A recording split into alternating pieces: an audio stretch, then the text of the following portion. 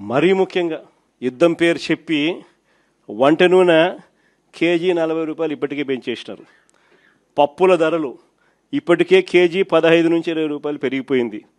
ఉచిత గ్యాస్కు దిక్కు లేదు. కానీ ఈ మనిషి ఈరోజు గ్యాస్ కొనాలనుకున్నా కూడా బ్లాక్లో 2000 ఇస్తావా 3000 రూపాయలు ఇస్తావా అని చెప్పి అడిగే పరిస్థితిలోకి ఇప్పుడే వెళ్ళిపోయింది. ఒకవైపున గ్యాస్ పరిస్థితే, ఈయన గ్యాస్ మాటలతో గ్యాస్ లైటింగ్తో ఇప్పటికీ ఈ పరిస్థితి ఉంటే, ఈ పెద్ద మనిషి ఇప్పుడు కిరోసిన్ ఇస్తాడంట. 1 లీటర్ కిరోసిన్ ఇస్తాడు, పండగ చేసుకోమంటాడు. అసలు కిరోసిన్ ఇస్తే స్టవ్లు ఆడుండాయి. అందరికీ గ్యాస్ స్టవ్లు ఉన్న పరిస్థితి నుంచి ఇప్పుడు కిరోసిన్ స్టవ్లు కిరోసిన్ స్టవ్లు లేవు. ఈయన 1 లీటర్ కిరోసిన్ ఇస్తా పండగ చేసుకోమంటాడు. యుద్ధం పేరు చెప్పి గుడ్ల రేట్లు కూడా పడిపోయిన పరిస్థితిలో ఈరోజు రైతు అల్లాడుతూ ఉన్నాడు. మొక్కజొన్న క్వింటాలు 1400 కొనే నాతుడు లేడు. కొక్కోకు ధర లేదు, శనగ పంటకు ధర లేదు, అరటి పంటకు ధర లేదు, టమాటో పంటకు ధర లేదు. రైతుల పరిస్థితి ఇది. అయినా పాలన మీద ఏమాత్రం ధ్యాస లేదు. ఈ మనిషి చంద్రబాబు నాయుడు గారి పాలనలో ఈరోజు పాలనంతా ఒకవైపు ఇట్లా కనపడుతూ ఉంటుంది. మాటలు చూస్తే మాత్రం కోటలు దాటుతాయి. ఈ మధ్యకాలంలో మీ అందరికీ కూడా గుర్తుండే ఉంటుంది. మిట్టల్ స్టీల్ అని చెప్పి, నక్కపల్లిలో మిట్టల్ స్టీల్ అని చెప్పి ఆయనేది ఇచ్చినట్టుగా దానికి బిల్డప్ ఇస్తూ, దానికి ఒక అడ్వర్టైజ్మెంట్ ఇస్తూ దాని గురించి ఈ మధ్యకాలంలో పెట్టాడు. నాకు ఆశ్చర్యం అనిపించింది. అసలు అయ్యే చంద్రబాబు నాయుడు క్రెడిట్ చోరీకైనా క్రెడిట్ దోపిడీకైనా ఒక హద్దు పొద్దు ఉండాలి. ఇదే మిట్టల్, ఇదే ఆదిత్య మిట్టల్ ఇదే మిట్టల్ వాళ్ళు, నేను డావోస్ 2022లో డావోస్ పోయినప్పుడు నన్ను కలిసి వాళ్ళు అప్పట్లోనే గ్రీన్కో ప్రాజెక్టులో దాదాపుగా 4800 కోట్ల రూపాయలు కర్నూలులో కడతా ఉన్న హైడ్రో పంప్ స్టోరేజ్ ప్రాజెక్టులో భాగం తీసుకొని గ్రీన్కోలో 4800 కోట్ల రూపాయలు పెట్టుబడులు పెట్టడానికి ఆ రోజుట్లో డావోస్లో అప్పుడే నా సమక్షంలోనే అవగాహన కుదురుంది. అది కాక అప్పట్లోనే ఎస్ఆర్ స్టీల్ వీళ్ళు కొనుగోలు చేసి దాంట్లో ఎక్స్పాన్షన్ కూడా పోతూ 1000 కోట్ల రూపాయలు పెట్టుబడి పెట్టేదానికి కూడా ఆ రోజే నా సమక్షంలోనే అది కూడా జరిగింది. ఇది కాక వీళ్ళను కొత్త స్టీల్ ప్లాంట్ పెట్టడానికి అడుగులు ముందుకు వేయండి అని చెప్పి ఆహ్వానించింది నేను.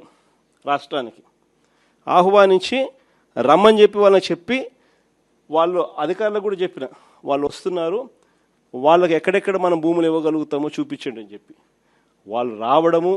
మన అధికారులు ఫస్ట్ కాకినాడ SCZలో భూములు చూపించినారు, తర్వాత మూలపేటలో వీళ్ళు రావడానికి భూములు చూపించారు, తర్వాత నక్కపల్లిలో మన హయాంలోనే వీళ్ళకి భూములు చూపించినారు.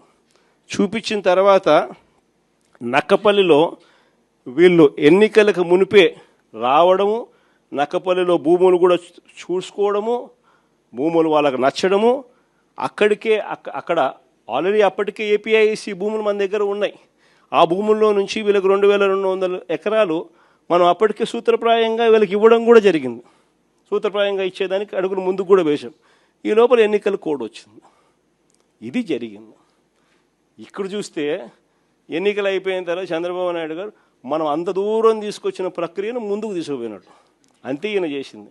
ఓ జూమ్ కాల్ పెట్టుకున్నాడు, మాట్లాడినాడు, అంతే. ఇప్పుడు చూస్తే పేపర్ చూస్తే ఏమనిపిస్తుంది, అసలు మిట్టల్ అనేవాడు చంద్రబాబు నాయుడు సుందర ముఖార విందాన్ని చూసి వచ్చినట్టుగా బిల్డప్. ఆ గూగుల్ కూడా అంతే, అప్పుడు కూడా అంతే. అదాన్ని తీసుకొచ్చింది మనం, గూగుల్ను తీసుకొచ్చింది మనం. ఏదన్నా చూసుకో. చివరికి ఆశ్చర్యం కలిగించే విషయం ఏమిటనంటే, ఇదే నక్కపల్లిలో 2023లోనే మనకు బల్క్ డ్రగ్ పార్కు 13 రాష్ట్రాలతో మనం పోటీపడి కేంద్ర ప్రభుత్వం కూడా బల్క్ డ్రగ్ పార్కు కట్టడానికి సహాయ సహకారాలు అందించేందుకు 1000 కోట్ల రూపాయలు డబ్బులు కూడా ఇచ్చేందుకు కూడా ముందుకు వచ్చి వాళ్ళు అడుగులు ముందుకు వేసినారు 2023లోనే. మనకు అది నక్కపల్లిలో దానికి సంబంధించిన ల్యాండ్ కూడా వాళ్ళకు చూపించి 13 రాష్ట్రాలతో పోటీపడి మనం బల్క్ డ్రగ్ పార్క్ కూడా తీసుకొచ్చినాం రాష్ట్రానికి. ఇప్పటికీ 2023లో పార్క్ తీసుకొచ్చినాము. ఇప్పుడు చంద్రబాబు నాయుడు వచ్చి 2 సంవత్సరాలు అయిపోయింది. ఇప్పటికీ ఆ బల్క్ డ్రగ్ పార్కు అడుగులు ముందుకు పడ్డంలా కొన్ని లక్షల కోట్ల పెట్టుబడులు, కొన్ని వేల ఉద్యోగాలు కార్యక్రమం దానివల్ల జరుగుతుంది. అట్లాంటిది అక్కడ కూడా అడుగులు ముందుకు వేయడంలా వెనక్కి పోయింది. దాన్ని మళ్ళీ కాంప్లికేట్ చేస్తూ అక్కడ ఉన్న ల్యాండ్ సరిపోతుంది, ఆ ల్యాండ్ సరిపోదని చెప్పి ఇంకా ఎక్కువ ల్యాండ్ కావాలని చెప్పి ఇంకా అడుగులు ముందుకు వేసినారు. వేసేసరికి కథ రివర్స్ అయింది. ఇట్లా ప్రతి దాంట్లోనూ కూడా అడుగులు ముందుకు వేయాల్సిన చోట ఈయనే కాంప్లికేషన్స్ క్రియేట్ చేస్తాడు, చేసి ఈయనే దాన్ని వెనక్కి తీసుకొని పోతాడు. ఇంతెందుకు, మన హయాంలోనే 3 పోర్టులు కడతా ఉన్నాం. మీ అందరికీ కూడా తెలిసిందే. రామాయపట్నం పోర్టు దాదాపుగా 80% మన హయాంలోనే పూర్తి చేసినాం. ఇంకా ఈ మిగిలింది 20%. మూలపేటలో మన హయాంలోనే పోర్టు 30% పూర్తి చేసినాం. మన హయాంలోనే ల్యాండ్లు పూర్తి చేసినాం, పర్మిషన్లు పూర్తి చేసినాం, ఫైనాన్షియల్ క్లోజర్ పూర్తి చేసినాం, డబ్బులకు ఇబ్బంది లేకోకుండా దానికి సపరేట్ బ్యాంక్ అకౌంట్ క్రియేట్ చేసి సపరేట్గా దానికి లోన్ శాంక్షన్ చేసి సపరేట్గా దానికోసం చేసినాం. మూలపేట అయినా, రామాయపట్నం పోర్ట్ అయినా, లేదా మచిలీపట్నం పోర్ట్ అయినా, మచిలీపట్నం కూడా 30% పూర్తి అయిపోయింది మన హయాంలోనే. ఈ రోజుకి 2 ఏళ్ళు అయిపోయింది. అన్ని చోట్ల పనులు ఆపేసినాడు. వీళ్ళకి సంబంధించిన వాళ్ళకి సబ్ కాంట్రాక్ట్లు, వీళ్ళకి సంబంధించిన వాళ్ళకే వాళ్ళని తప్పించి కాంట్రాక్ట్, వీళ్ళకి సంబంధించిన వాళ్ళకి కాంట్రాక్ట్లు ఇప్పించుకోవడంతో కనీసం అదన్న పనులు జరుగుతున్నాయంటే లేదు, అది కూడా అయిపోయినాయి. ఏమంటే తొందరగా పని అయిపోతే జగన్ క్రెడిట్ వస్తుంది కాబట్టి పని ఆపు.